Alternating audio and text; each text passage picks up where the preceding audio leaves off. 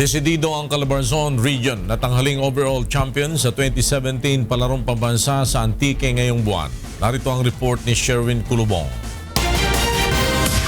Puspusa na ang ginagawang paghahandaan ng Team Calabarzon Region para sa nalalapit na palarong pambansa 2017 na gaganapin sa probinsya ng Antique ngayong buwan.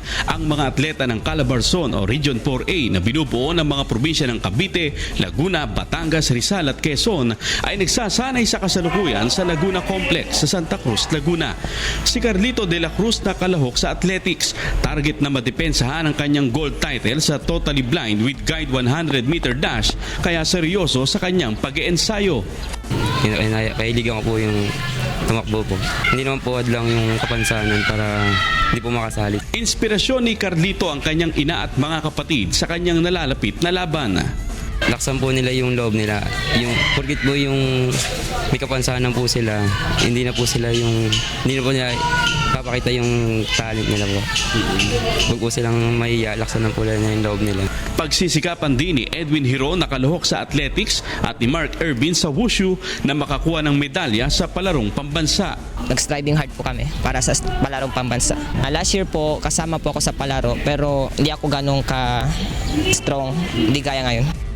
Ito po, nakapost po humingin sa striking po. Second time ko na po ito, so may experience na po ako sa laro. So advantage? Advantage ko na po yung experience ko. Tinitiyak naman ng assigned doktor ng mga manlalaro na malusog at physically fit ang kanilang mga atleta. Bagaman mahirap, pagsisikapan naman ng Team Calabarzon ang makuha ang unang pwesto sa palakasan.